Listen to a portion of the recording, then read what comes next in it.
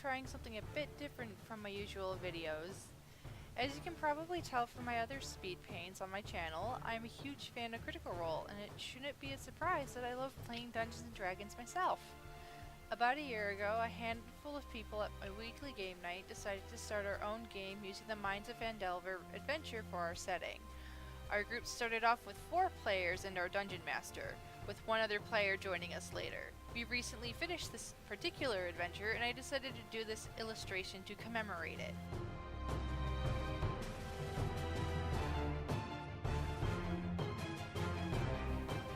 For this illustration, I decided that I would have everybody lined up in our typical marching order. Leading the charge is Umbra, a half-orc fighter. He joined our group about halfway through the game. Having heard of our exploits, he came to the local tavern in search of our party to offer his skills and assistance. The group had had a rough couple of days at that point and decided that having a former soldier around wouldn't be a bad idea. Umbra quickly proved himself in combat by killing a bandit with a natural 20 headbutt during a fight.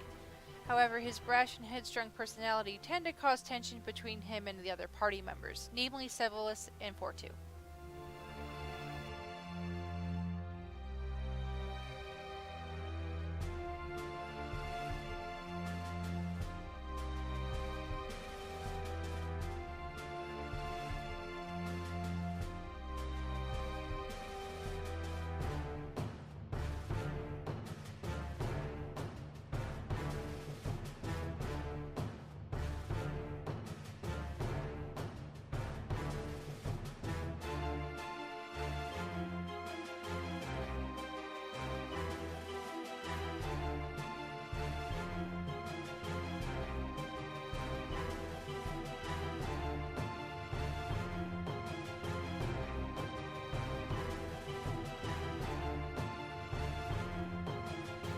Ezric is a blue dragonborn warlock who met up with our group after a near-fatal excursion to a nearby cave to retrieve some stolen shipments.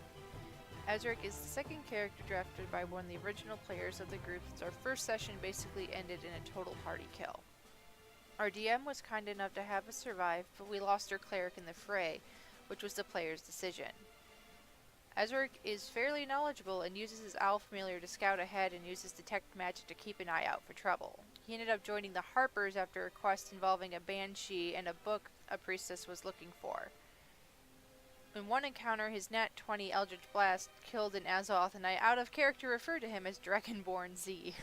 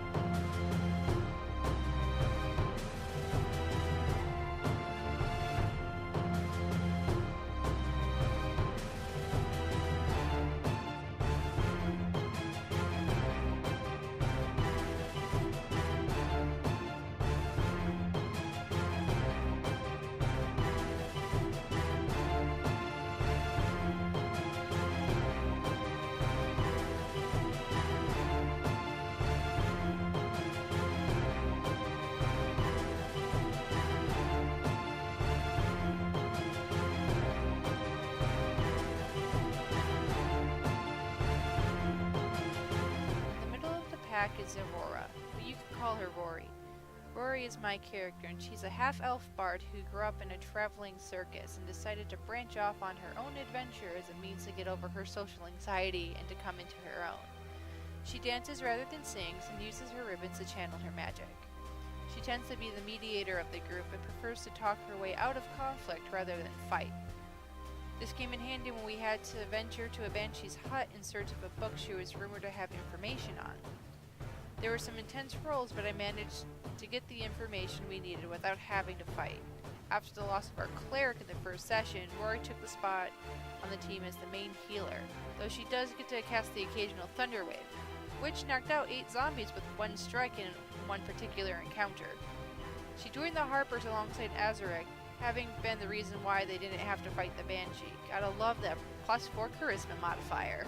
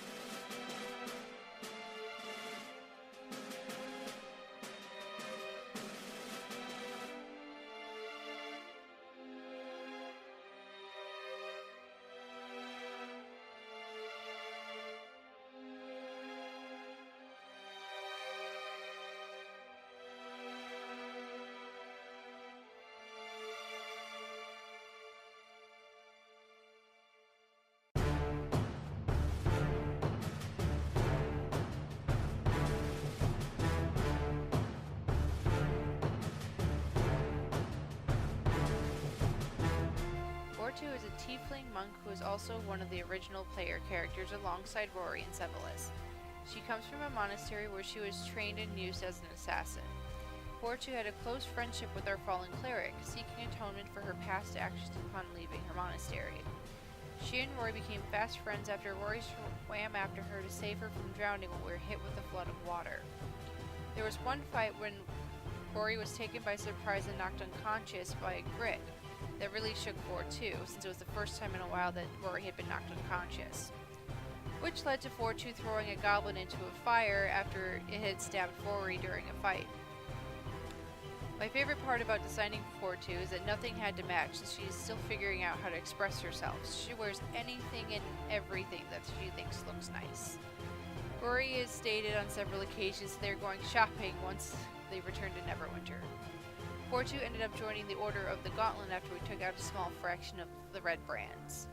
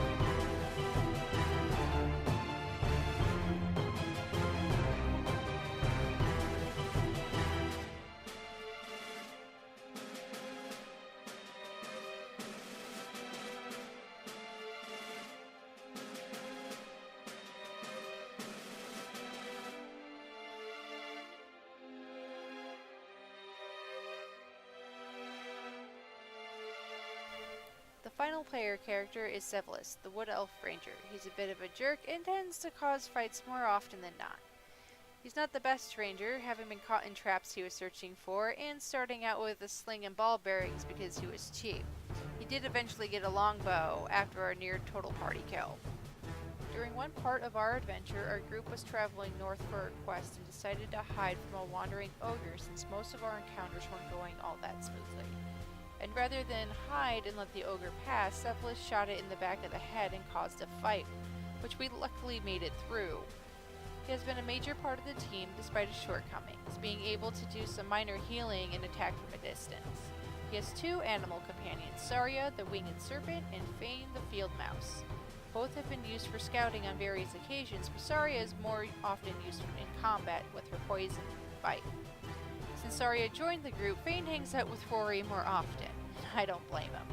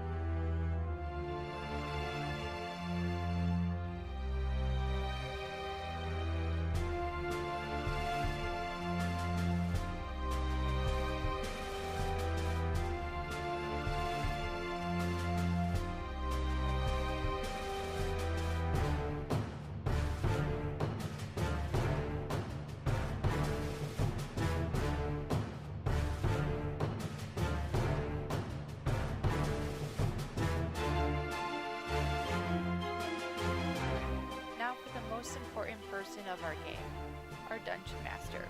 When we all decided to start playing, he was the first one to take up the mantle with the least amount of hesitation. He made the game fun and never punished us for our total party kill in our first session. And he would try to push us in the right direction whenever we were stuck or lost in a magical mine for 20 minutes. And when we all went down in the final fight, he made it so that we failed the objective, but survived the ordeal to adventure another day. He did a fantastic job for his first time running a game, and I look forward to picking up this adventure again in the future. But for now, I look forward to playing alongside him as a player with our new cast of characters in our next game.